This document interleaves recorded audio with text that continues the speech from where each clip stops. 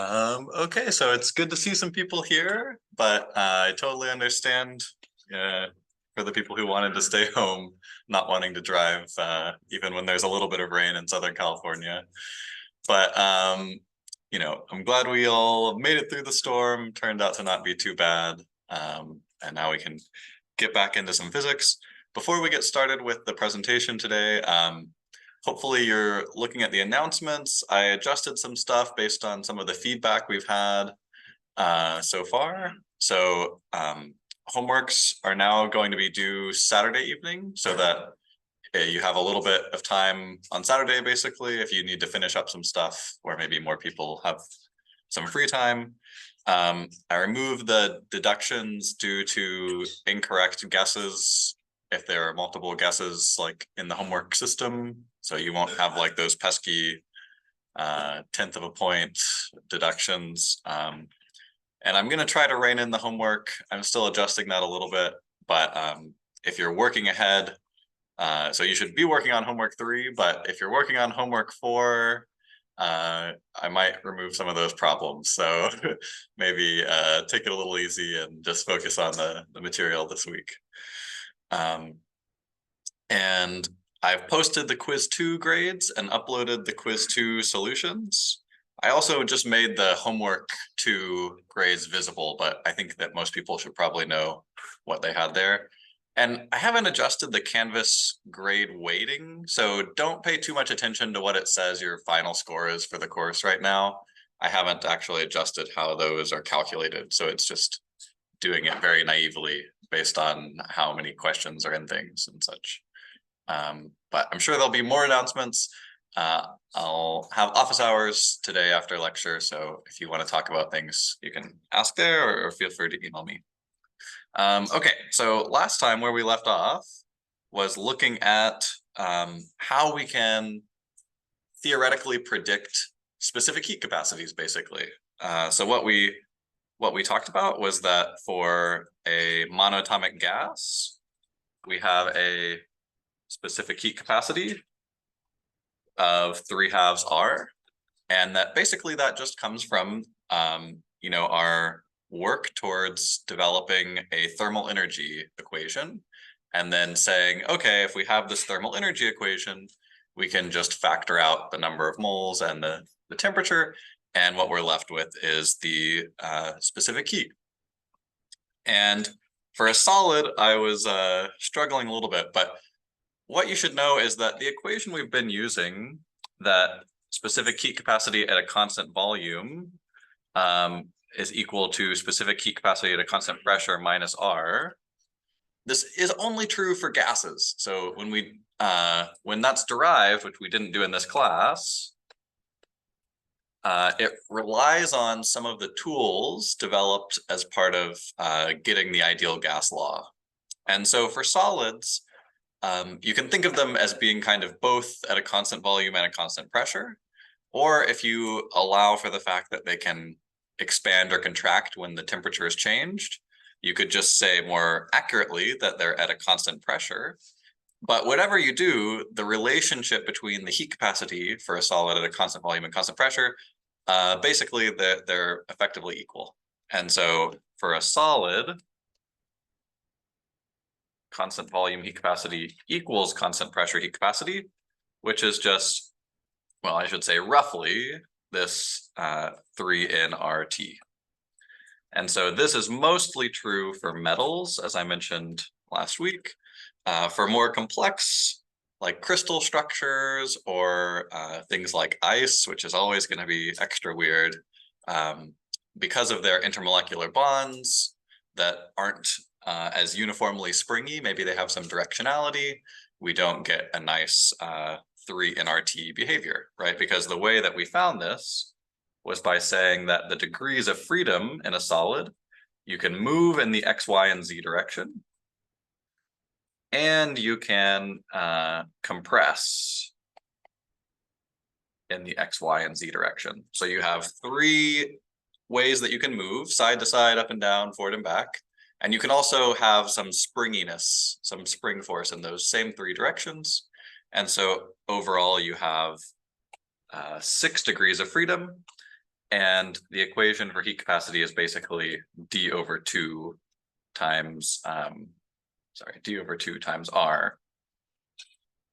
And so plugging in 6, doing the math correctly this time on my side, we get 3r, which is,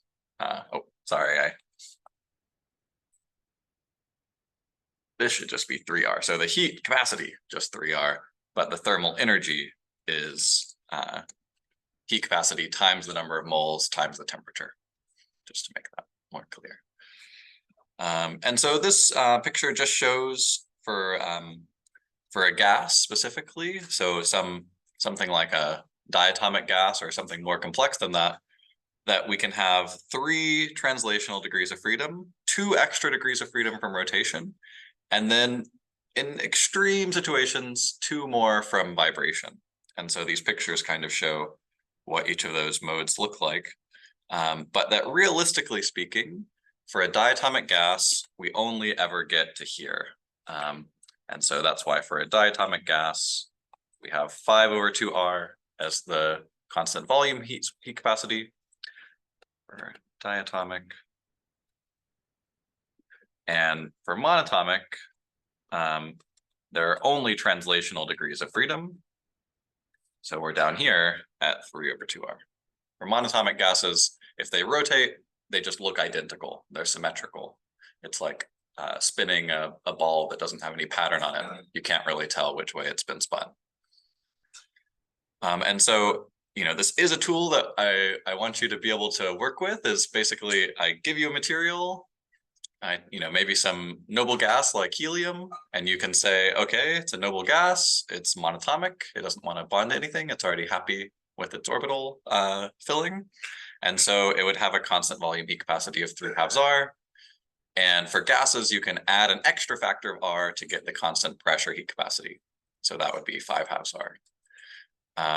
And similarly, if I say, okay, here's, some oxygen gas, we should expect that to be diatomic because it's not a noble gas. Basically, any other gas is going to be more complex. And so in that case, the constant volume heat capacity will be 5/2 r. Okay. And if I give you some solid, it would just be 3r. And these are all molar specific heat capacities. So it's a joules per mole Kelvin as the unit. So you would have to convert that if you need to work in mass units. You would have to use the atomic mass of whatever the substance is. Okay. So I know I'm just speaking abstractly about this, but are there any questions? I know we've done a few example problems last week, so I don't want to spend too much longer on this, but it's nice to clarify things, I think. Okay. And so then if we have, so this section 13.4, which we're just going to briefly mention, the thing I want you to take away from this, which is something that you probably already know, is that if you put 2 things in contact with each other, and thermal contact just means you allow them to touch each other without an insulator in the way, then at the end of the day, the final state that they want to move into is where they have the same temperature. Okay. And in order for that to happen, if the sizes of the 2 systems are different, they will have to have different amounts of energy. Or if the systems are made out of different types of material, if one is a monatomic gas and one is a diatomic gas, then they're going to have different amounts of thermal energy, even if they have the same number of moles. So just to give you an example here, let's say I have a box and I have some conductor in the middle. They'll usually use the word thin barrier, but it could really just be a piece of metal or something just as easily. And I put monatomic gas on one side and diatomic gas on the other side. So when these 2 systems come into equilibrium, they'll both have the same temperature T. So what does that mean in terms of the energy? Well, that means that the monatomic gas will have an energy of 3/2 in RT, and the diatomic gas will have an energy of 5/2 in RT. Okay, so that's how you would in general solve a problem like this. And it's very similar to the calorimetry problems that we've been doing, where whatever heat leaves one part of the system, it goes into the other part, just like you saw in the quiz. Now, the formulas they give here, which are in the book very prominently, these are for if both sides have the same material.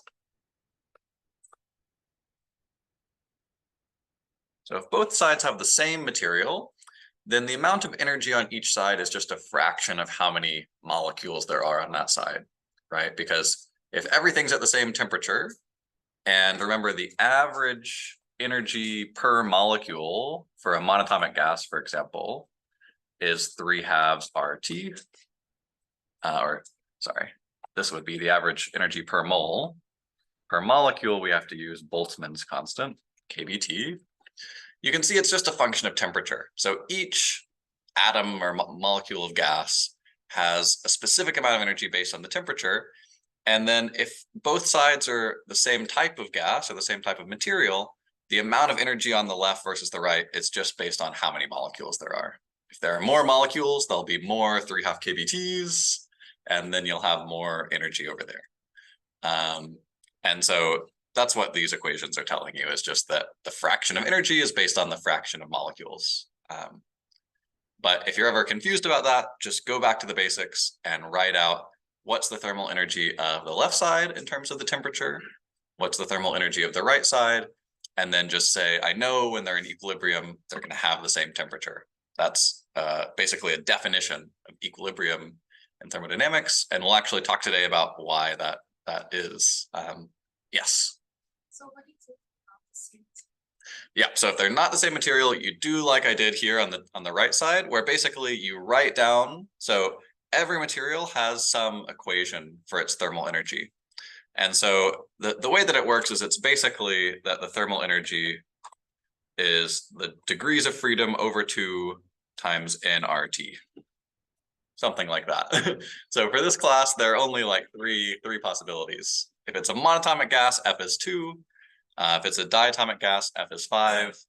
And if it's a solid, F is 6. So those are the possibilities. I mean, I could just tell you, here's a weird material, here's what its F is, or what its degrees of freedom is.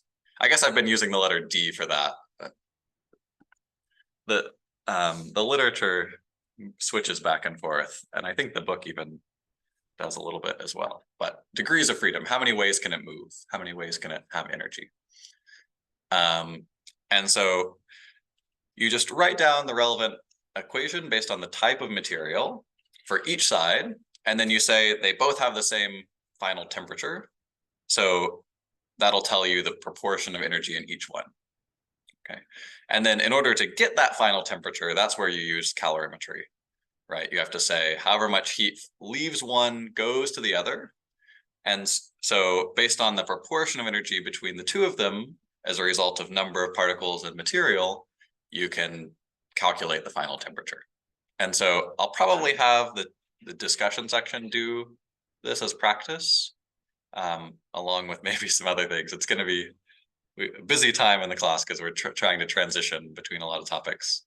But I think it'll be good to get some practice with this because it's a confusing idea. But these problems, again, are just a little too long for lecture, I think. So great question, though. Anything else while we're here? Okay. So then moving on to new material that we didn't talk about last week, I want to define something called the Boltzmann factor. I know we're yet again hearing the name of Ludwig Boltzmann. He certainly haunts all of thermodynamics.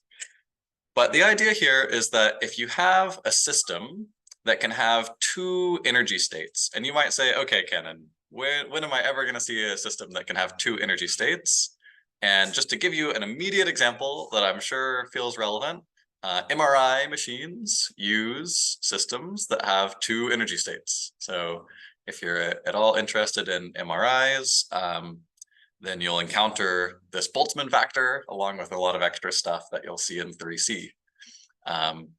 And the idea is for an MRI, for example, that if you have a magnetic field, and I'm not going to get into the details of this too much, but just to give you some concreteness here, if you have a magnetic field outside of a person's body that's very strong, then we could write the North Pole facing in one direction, the South Pole facing the opposite direction.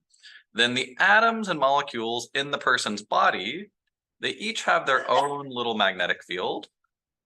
And those magnetic fields can either be aligned with the magnet or against the magnet. So if they're aligned with the magnet, then that's like a stable equilibrium. That's a low energy state.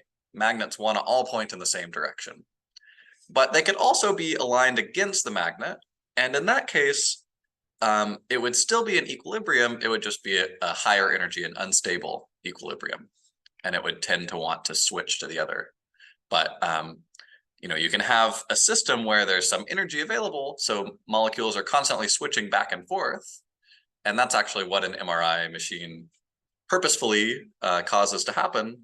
And then it measures the relative proportion of molecules that are in one direction or the other, which tells you something about the type of material and its density and lets you create a 3D image inside the body.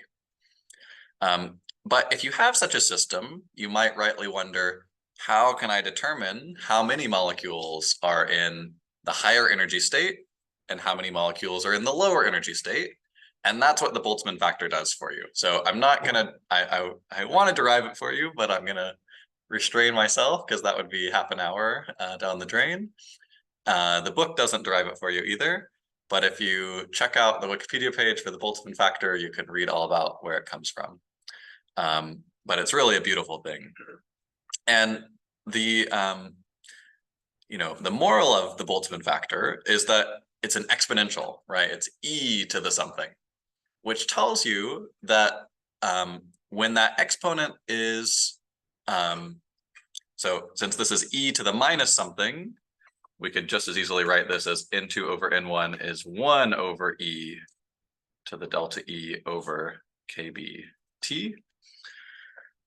So this tells you that when kbt is big, very, very few molecules are in the N2 state, exponentially few, right? We all learn about how things like COVID increase exponentially and you get some runaway huge number.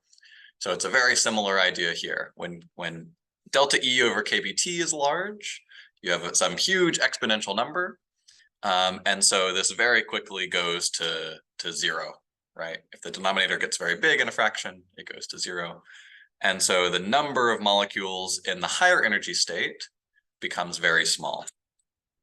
So as delta E over kbt, as this gets big, or even just kind of medium sized, the result is that the number of molecules in the higher state goes to zero.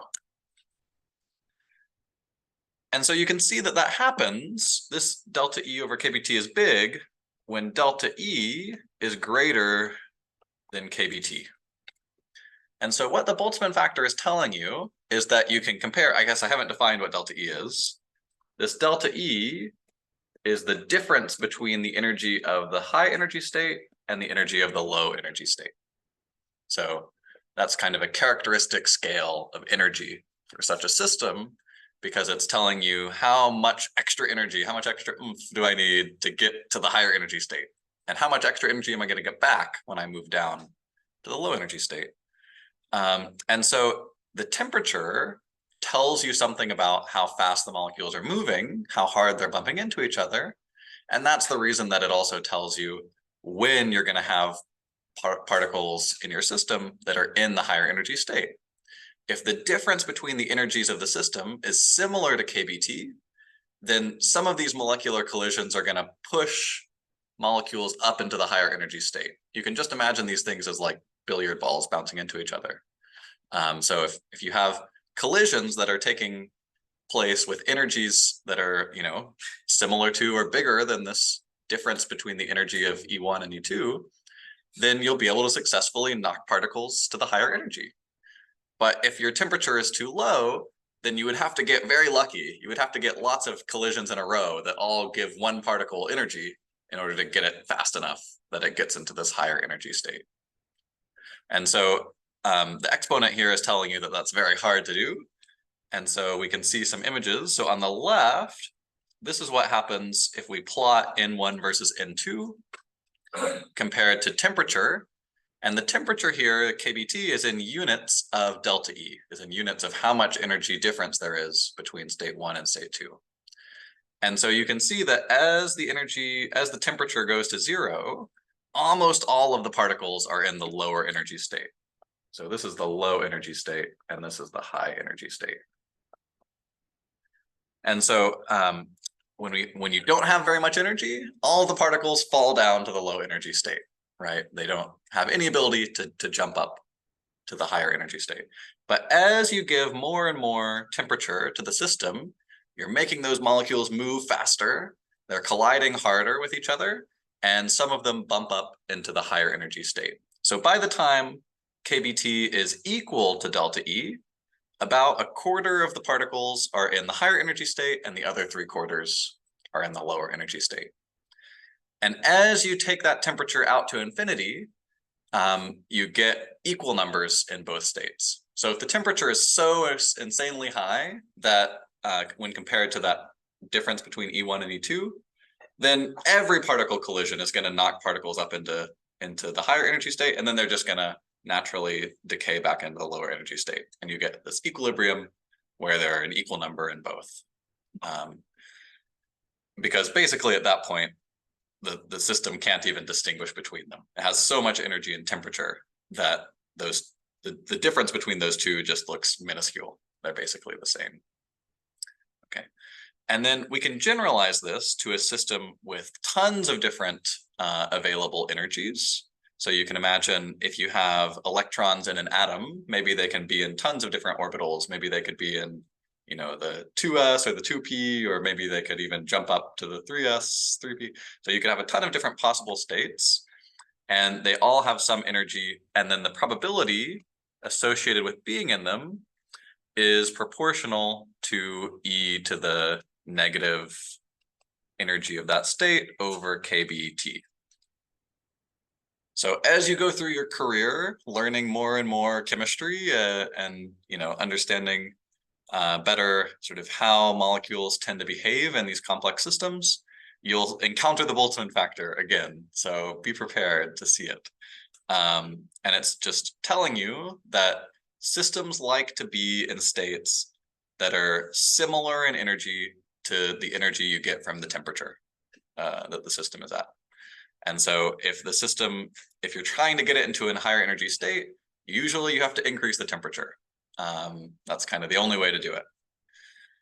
And so we see this in MRI machines. They operate at room temperature, so they don't have much control over the temperature, but you do have control over the magnetic field, which affects that energy difference delta E.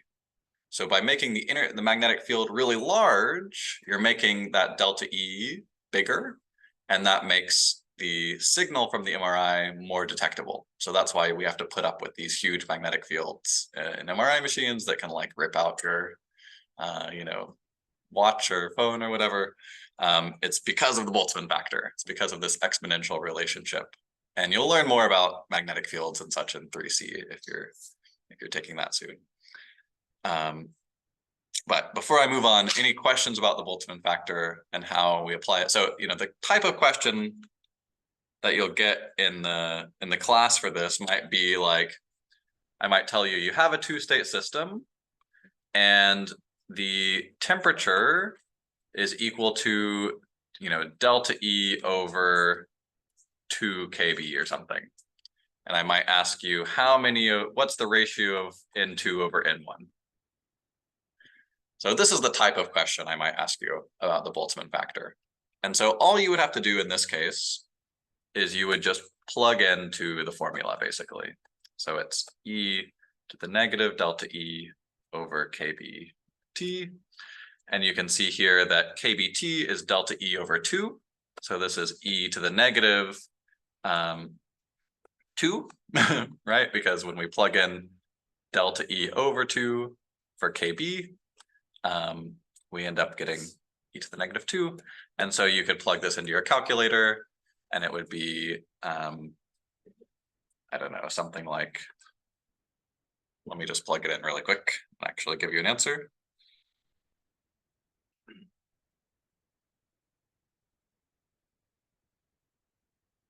Point 0.13, 0.14. So at a temperature delta E over 2 kb, you would have 14% as the ratio between N2 and N1. So then if you want to actually get N2, so if I asked you what is N2, you would have to do an extra step, right? So we know that N2 is 0.14 N1. And we also know that N1 plus N2, that's just all the molecules. So that's equal to 1. And so what we have to do is we have to plug in for N2, 0.14 N1. And so we have 1.14 N1 equals 1. And so that'll let us solve for N1.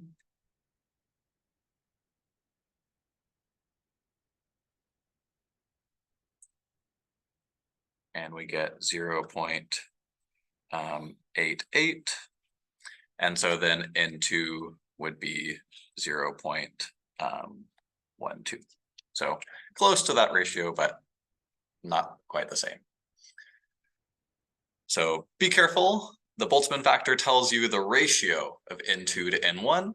But if you want to know how many or what percent of particles are in state N2, you have to do this extra little step where you use the fact that N1 plus N2 equals 1, since that's everything in the system. And then you have to solve using the ratio. So you'll have this mini system of equations, basically. Okay, so any questions about the Boltzmann factor, what we might ask you to do with it for a two-state system? Excellent, excellent. And so yet again, without derivation, we can use the Boltzmann factor to get the distribution of velocities for a system. And so I alluded to this earlier when we were talking about what is the average velocity of a molecule, right? So if we have some gas at a temperature T, then we have a distribution of its speed versus its probability, how many molecules are at that speed. And we talked about how there's like the most probable speed, there's the mean speed, and there's the RMS speed, which is the one we usually care about. And so all of these tools you can develop without ever having to actually get the distribution itself. You can just speak in terms of average kinetic energy and work from there. But I think it's nice to see, and the book includes it, so I didn't think it was too much. It's nice to see what that probability distribution actually looks like. So if you've taken a statistics course, what you do with this is you have to integrate it over some region of interest. So, you could integrate from V1 to V2, P of V dV, and that would give you some number that would tell you sort of what the probability is that the particle is moving with a speed between V1 and V2. So probability distributions are a really important tool in all of science, and they tell you sort of indirectly after integration what the chances are that you're in some region of that space. But of course, we're not going to ask you to integrate in this class, so I just want you to be aware of what this equation looks like.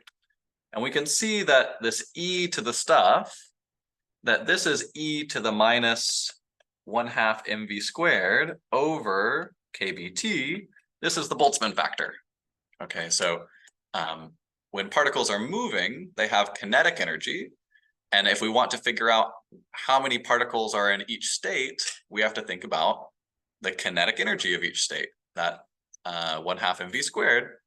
And to determine how many particles are in the states with those energies, we use the Boltzmann factor. So we do e to the minus kinetic energy over kBt.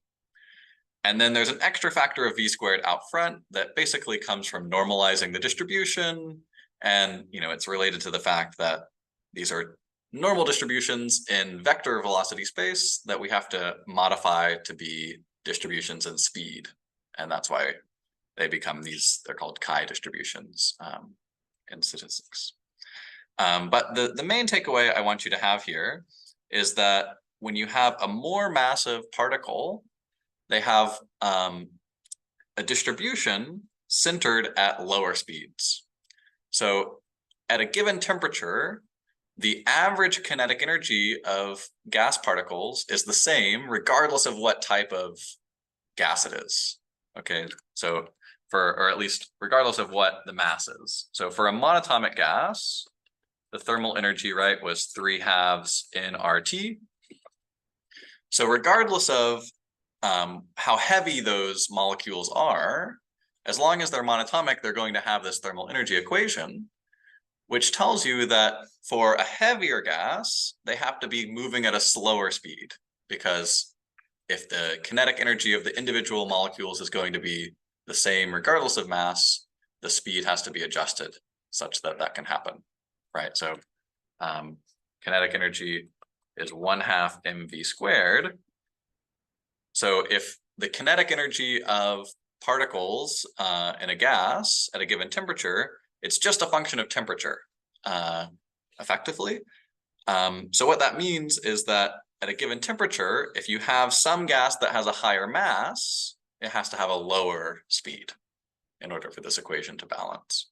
And that's what we can see in this image. So xenon has quite a large 131 Dalton mass, and so it's moving much more slowly at a given temperature. These are all curves for the same temperature T, just different species of gas. So that's the main takeaway here. And that as you get gas with a lower mass, the distribution not only moves to a higher velocity, but it also spreads out, much like a Gaussian would. Okay. And then the last topic in chapter 13, before we finally are able to move on, is diffusion, which again is one of those things that physics professors like to skip, but that I think is probably more important to you all than most of the topics that we cover, just because of the relevance of diffusion to biological systems. And having the ability to estimate the scale, both in distance and time, of diffusion and diffusion processes, I think is really useful to understanding why the body does what it does in terms of, why do we need a circulatory system? Why do nutrients behave the way they do in the digestive system? So all these sorts of questions of scale and of building more complex nutrient distribution networks, these are all the result of basically diffusion being really slow. So in this picture, we see what happens if you take a bunch of identical particles and you put them all at the same point, and then you use a computer to model what they would do over time. So what they're going to do is they're going to bounce into each other and their surroundings and slowly spread out. And so you can imagine that this is a statistical process. We can't really easily predict where each individual particle is going to go, but we do have ways of predicting how far they're going to, on average, spread in a given amount of time. So that's what our equipment around diffusion looks like. And the reason that diffusion occurs has to do with something called a random walk. So this is a picture of a random walk here. And what you can imagine is, if you're standing somewhere, and old books talk about drunken walks, which isn't really the language we use anymore, but I think it's very illustrative. So you can imagine if you have ever seen someone who's just really drunk, they're just as likely to take a step forward as a step back, as a step to the side. So, if you think of them as taking a step of an equal length, but in a random direction, that's the idea behind a random walk. So you're going to take a random step, and then you're going to take a step, maybe you step back to where you were, but maybe you go in a different direction. And so on average, you're not going to have moved. So the average of a random walk is that you stay where you are, but the standard deviation gets bigger and bigger as time goes on. So, if you had 100 drunk guys and you start them all at the same spot, then they're all going to end up at different positions. Maybe they get really far. They just randomly always walk to the right. Maybe they don't get very far. They just end up where they started. And if you took the average of all their positions, you would just get the original starting point, because some are going to move to the right, some are going to move to the left. So it kind of cancels out. But if you take the standard deviation of their positions, right? If you basically take the average of the square of the distance that they traveled, then you're going to get some number. And the longer you let them go, the bigger that number is going to get. That's the basis of diffusion and the basis of a random walk. And so confusingly, your book talks a lot about random walks, but it's in like section 1.3 or something, like way early in the book. So if you want to learn more about random walks, you can check out that section for more information. But the bulk of what we'll be doing is in 13.7. So in that chapter 1, they actually derive these things. I'm not going to derive them for you here, though. But basically, we can estimate the average or the root mean square distance that a random walk would take you in a given time. And then we can also just rearrange that equation to get how far something would diffuse or how long it would take to diffuse a distance d with a diffusion coefficient capital D. So this capital D, we can see has units of meters squared per second. And we'll talk a little bit more about how you can calculate those capital Ds, but in general, you just have to look them up in a table. So capital D is a function of sort of the size of the particle that's diffusing and what material it's diffusing in. Basically, how far does it have until it bumps into something else, which is what we call the mean free path, and how fast it's going, which is like the root mean square velocity. Okay, so we're going to, in a minute, combine those things to get a way to roughly calculate these diffusion coefficients. But in general, it's going to be a really small number. So for something like a chemical system, so something like sucrose diffusing in the body, roughly 10 to the minus 9 is a good estimate. So if you're just trying to do some back of the napkin diffusion calculation, I don't know when you might want to do that, but just slap in 10 to the minus 9 as your capital D, and that'll get you a good estimate in a lot of cases. A lot of like, biological scale cases. Anyway, so the square root here, I can't emphasize enough how important that is. So, how far we go increases like the square root of time. So as we let time tick on, we are going to, on average, our drunken men are going to, on average, walk farther. But it's not a linear relationship. If we let time go 4 times longer, the drunken men will only get twice as far. They're not very good at walking. It's part of the idea of a random walk. And this has really important consequences. The main one is that diffusion is generally very slow. So we can put a drop of food dye in a cup of water, and oftentimes this is used as an example of diffusion. And it's not wrong. Diffusion is happening. But in order to see the diffusion, you need like a magnifying glass, because it's happening on scales of like below a millimeter. But you will see that the dye seeps into the rest of the glass much more quickly. And that's actually because of convection, right? Like we learned about in heat transfer. In general, even a very still glass of water, it's going to have some motion because maybe the water inside is a little bit cooler. Any sort of temperature gradient is going to cause the water to flow. That's going to be thousands of times faster than diffusion. And this is true in the body as well. So diffusion is only really useful at the cellular scale, but there it's really useful. And the main reason is that diffusion is a free process, right? It doesn't require any energy. You don't have to use any ATP to diffuse stuff throughout your body. And so as a result, anytime the body can take advantage of diffusion, it does so. It's just that the places where it can do so are limited to things about at the cellular level and below. And even in the cellular level, for larger proteins and such, you need those little, I don't know if you've seen the video, I think they're called like kinases or something, the little like motors that walk. They're really cute. I'd encourage you to look them up. So even at the cellular scale, sometimes diffusion isn't fast enough, especially when you're talking about these large macromolecules that are very common in the body.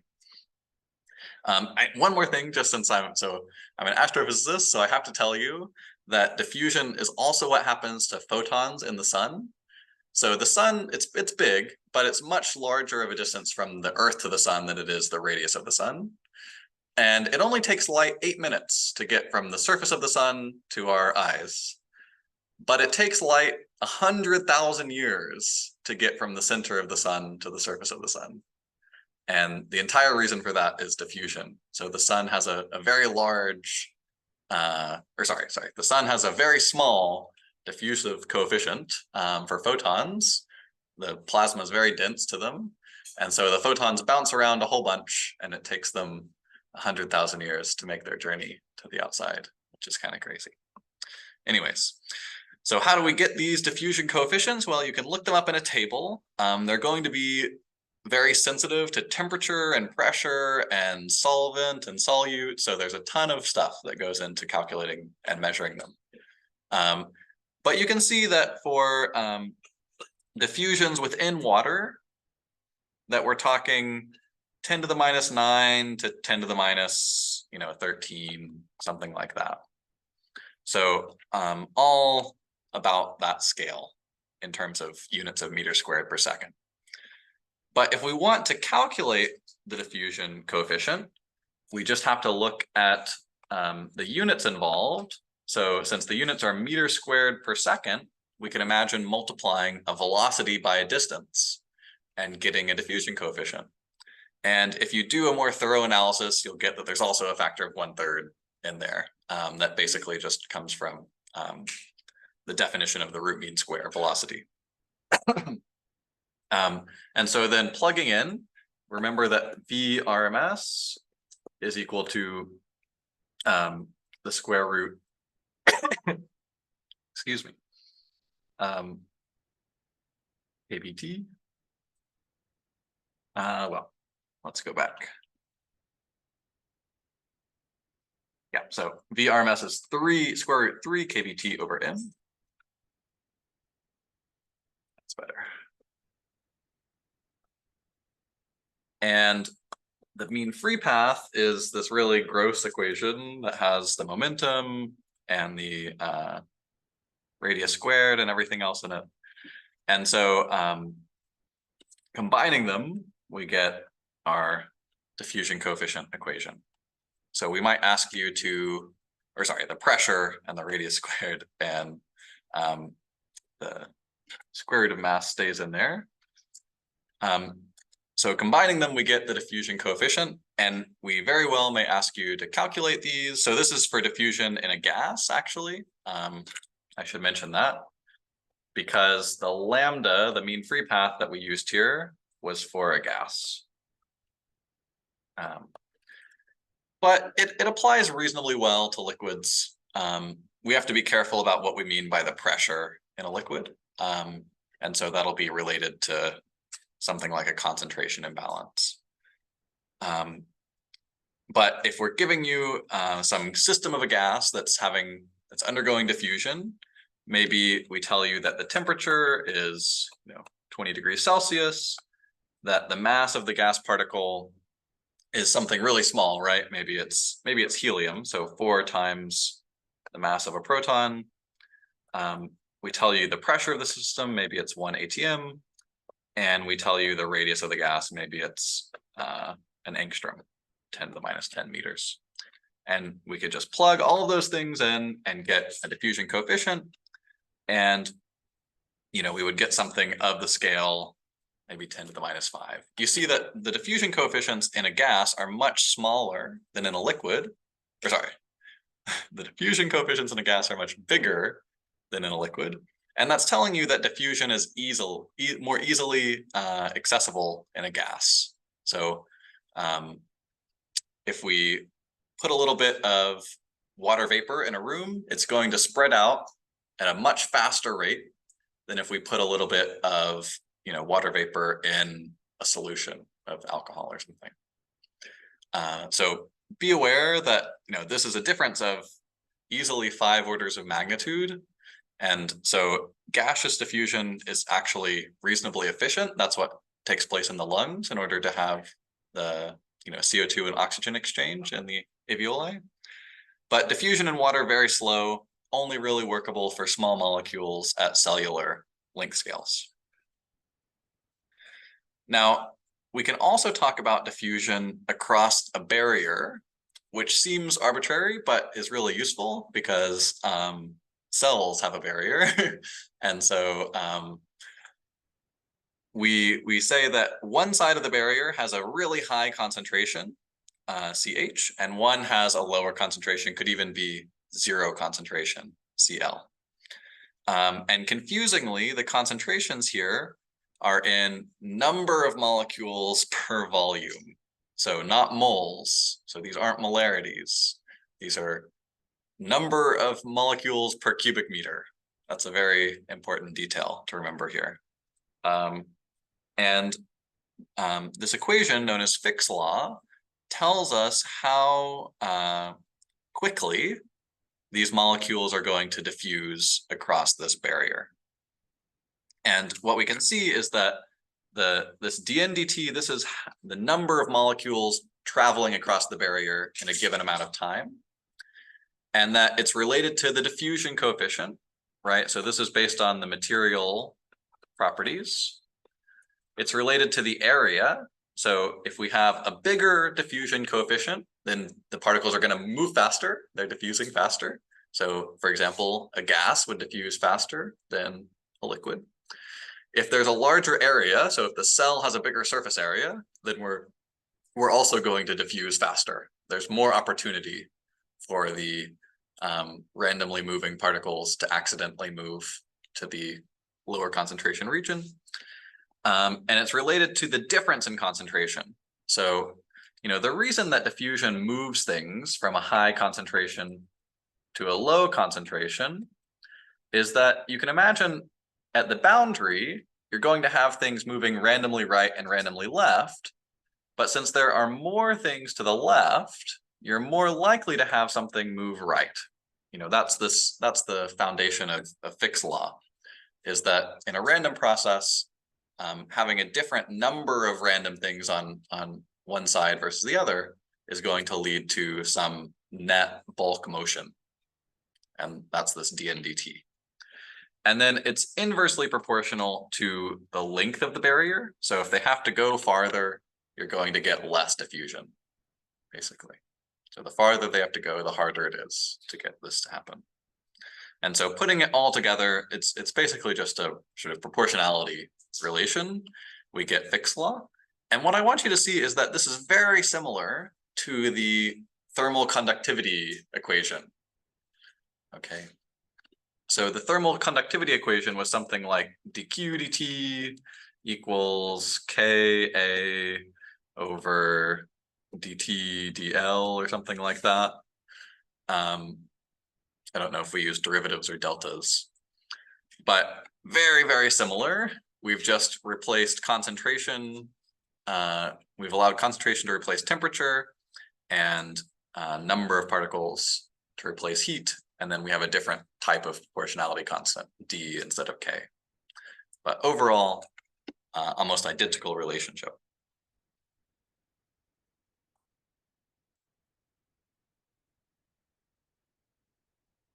Okay. And I think this is the last slide. So like I said, I want to do some examples with this. They're a little bit slow, so I'm going to punt them over to your discussion leaders.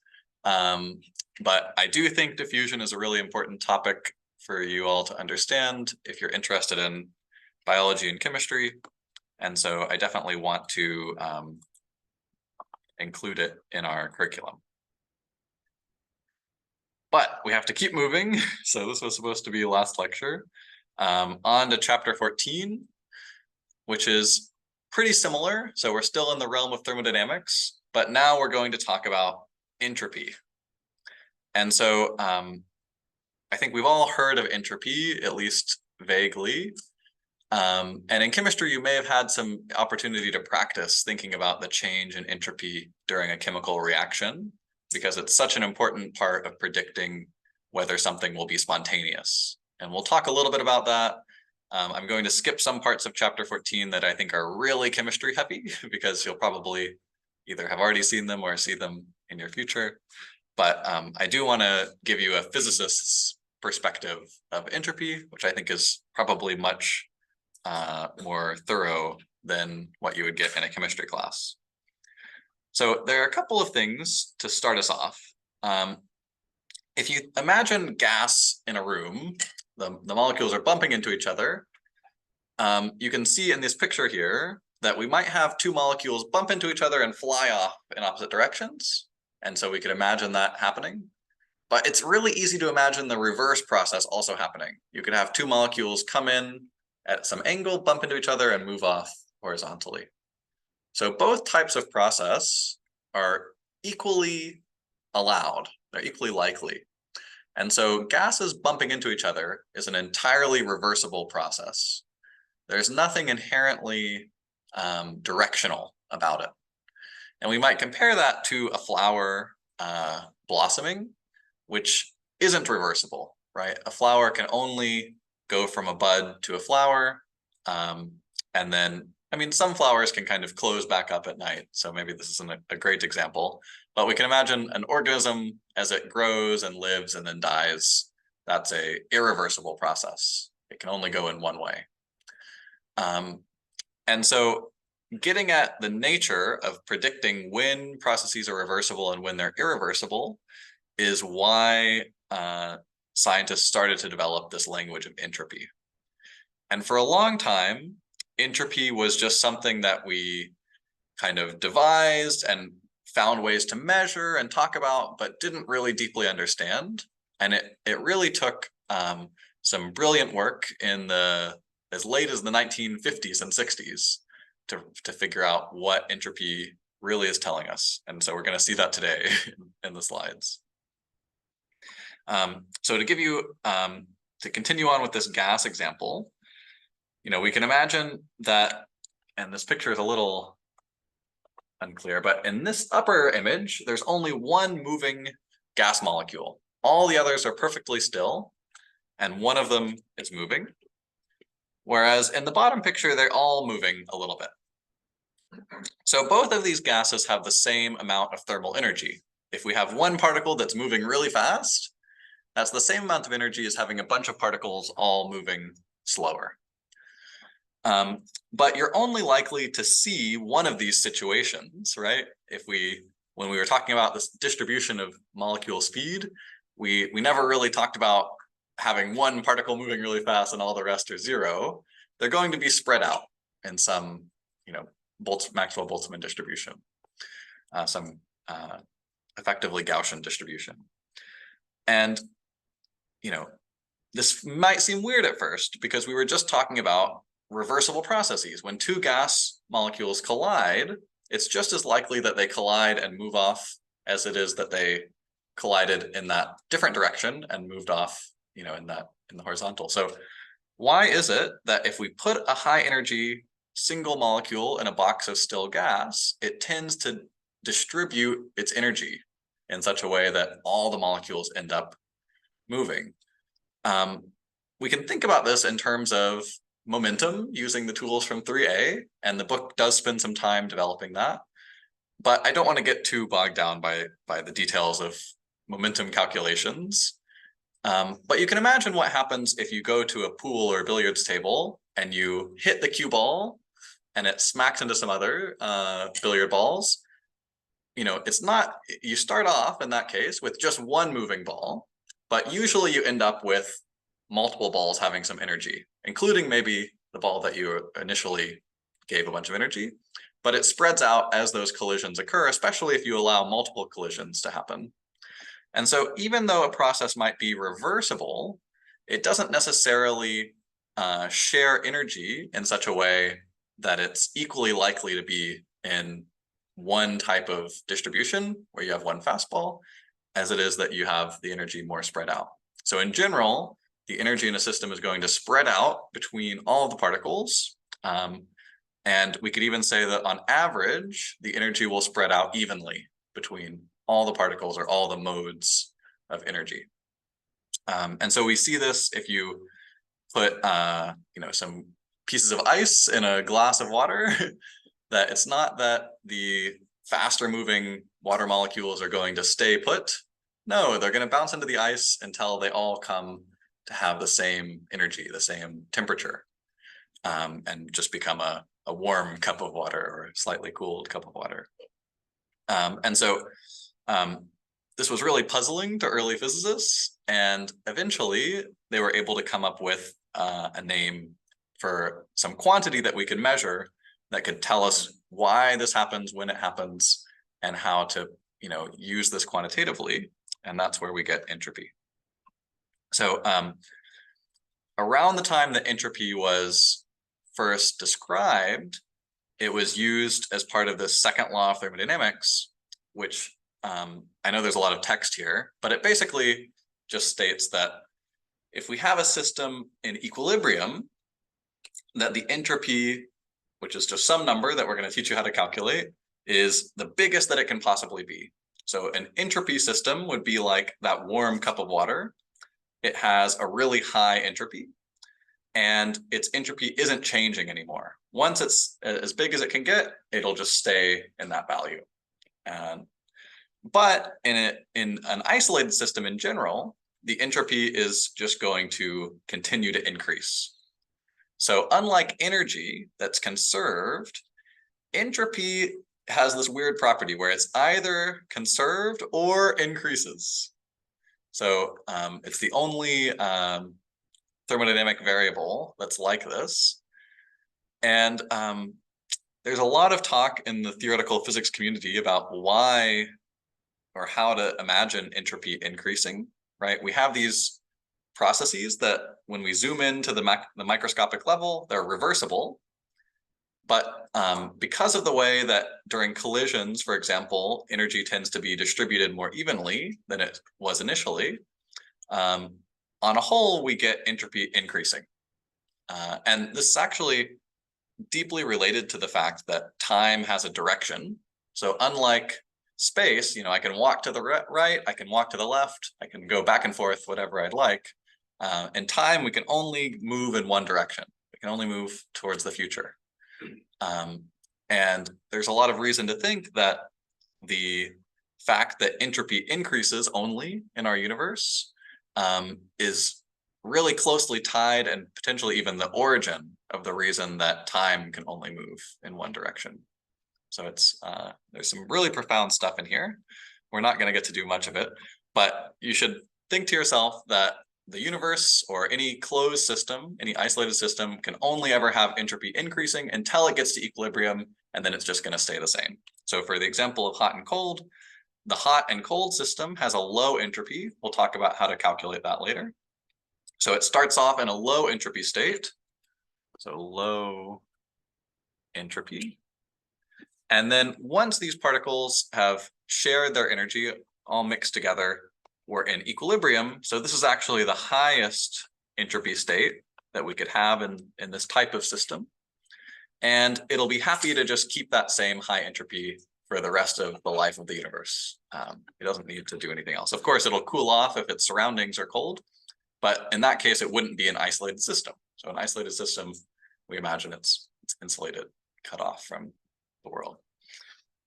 And the universe as a whole, we can think of as one big isolated system. And so that's why the whole universe has a constantly increasing entropy, and thus follows the second law of thermodynamics. So I know this is a lot to take in, and we haven't even talked about how to calculate entropy, but are there any questions about what the second law of thermodynamics says, or how we can view it in these example systems?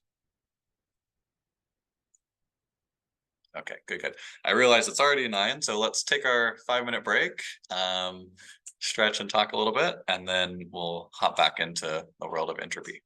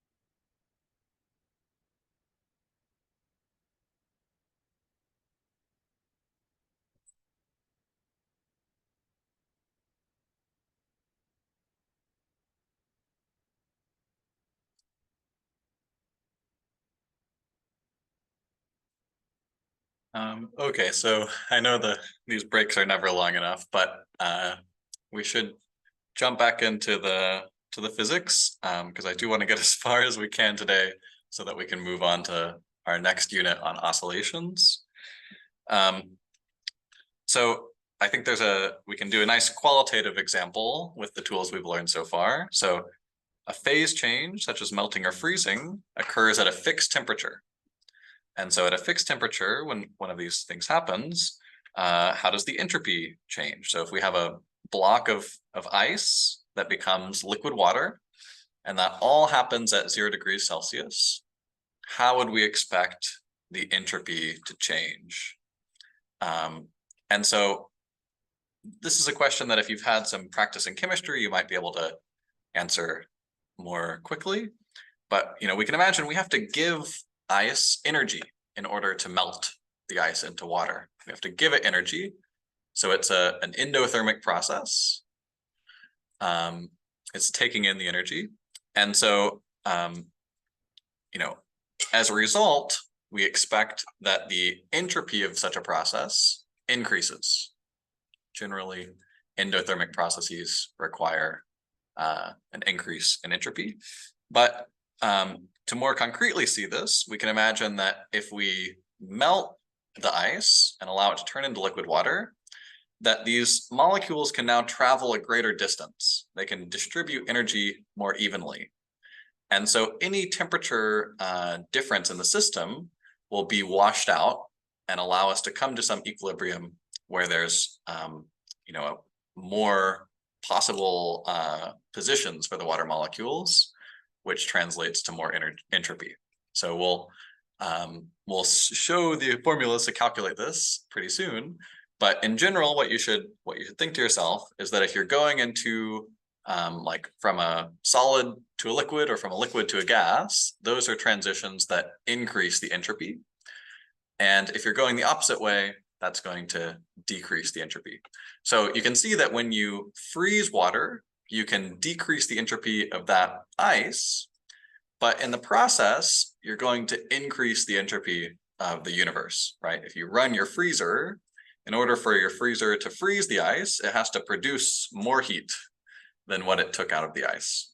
So that extra heat's going to be pumped out into your kitchen or outside and contribute towards increasing the entropy of the air molecules that it comes into contact with.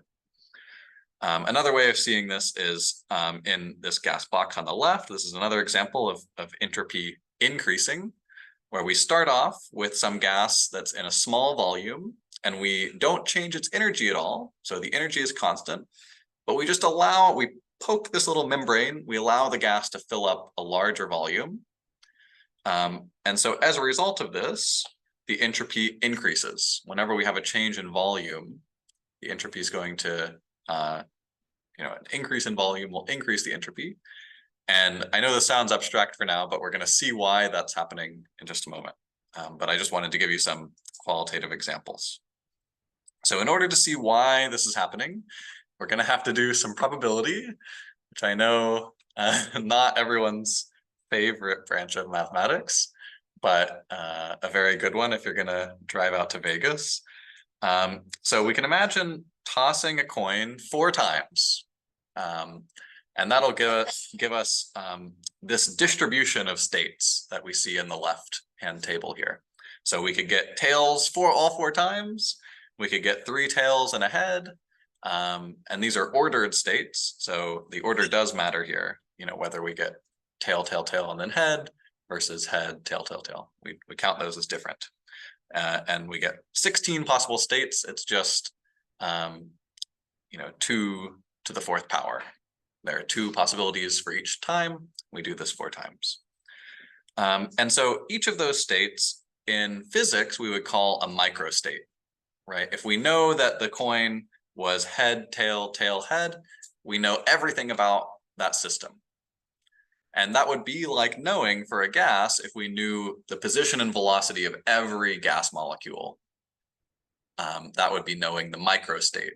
So if you understand everything about the system, so for the case of a coin, that's very easy to do. But for the case of a gas, it's literally impossible. Even our best supercomputers can barely handle a few thousand particles because there's just so much data involved in tracking the position of gas molecules. It's an almost impossible task. And so we can start to ask ourselves some basic questions about these microstates that we can answer without having to know everything about the microstate. So for the coin case, we can ask ourselves what the multiplicity is. So multiplicity here, it's a bulk property, but it's asking how many microstates are there where we don't get any heads. There's only one microstate like that. It's the one where we have all tails. So the multiplicity there is just 1. We could ask ourselves, how many microstates are there where we get exactly 1 heads? And there are only 4. We could get our first flip as heads and the rest tails. We could get our second flip as heads and the rest tails, our third flip as heads, or our fourth flip as heads. So 4 possibilities. For 2 heads, we could count them. There are only 6. For 3, there are 4. And for 4, there is 1. So the multiplicity is a property of this probabilistic system. We don't need to understand which state we're in to understand that these multiplicities exist, and they tell us something about the probability of getting heads a certain number of times in one of these distributions. Okay, so we can plot the number of heads that we expect to get for 4 coin flips on the left, right? So here we flip the coin 4 times. And this is just plotting those multiplicities that we just arrived at by counting, right? So we expect that 1 out of those 16 tries, there's 1 way to get 0 heads, 4 ways to get 1, 6 to get 2, and so on. But we know that if we flip the coin 1,000 times, that the number of times we get heads, that multiplicity is going to really peak at n/2. So when we average a process, when we do it a ton of times, we get a distribution, or we observe a distribution that more closely matches what we know to be the internal probability of the system. We know that a perfect coin, is going to get heads half the time and tails half the time. So when we allow ourselves to test a system a whole bunch of times, have a ton of trials, we sort of uncover the underlying probability. And we observe, in the case of coins, a vastly larger multiplicity at this n/2 state, or very close to it, right? Not exactly, maybe we're not going to get exactly 500 heads if we flip 1,000 times. Maybe we'll get 501 or 499, but we know it's going to be very close to that because we've allowed ourselves to average the system by sampling it a bunch. And so boxes of gases, or solute in solution, these are systems where we have moles of particles, right? Avogadro's number is worth of things. And so it's like flipping coins to a much larger extent. The average is going to be very, very predictive of the behavior of the system. And so we don't have to worry about, like in this image here, we don't have to worry about the details of these side regions. We can basically take it as an assured fact that the system is going to exactly follow the distribution, so that we'll get multiplicities for the coin case like this n/2.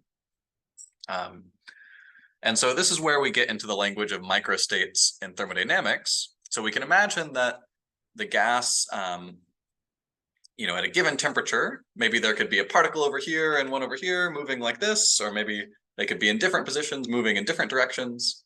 There are an insane number of possible microstates that the system could be in.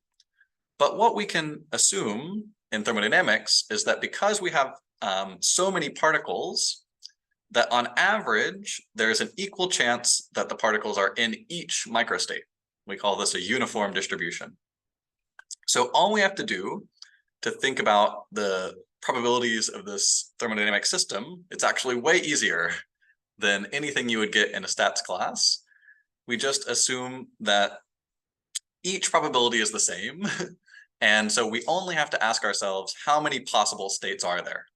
And that'll tell us everything we need to know. And so that's what this omega is, this multiplicity. Omega is just the number of microstates that are possible for a given macrostate. So if I tell you, here's a box of gas, it has 10 to the 23 molecules, it's at a temperature of 300 Kelvin, 1 atmospheric pressure, yada, yada, yada. I tell you all the macroscopic information about it, then there's a way to calculate how many possible microstates there are in that system. How many possible ways are there for the gas molecules, their position and velocity, to give you that set of properties, right? Any macroscopic property we observe has to come from the atoms, the molecules, the microscopic.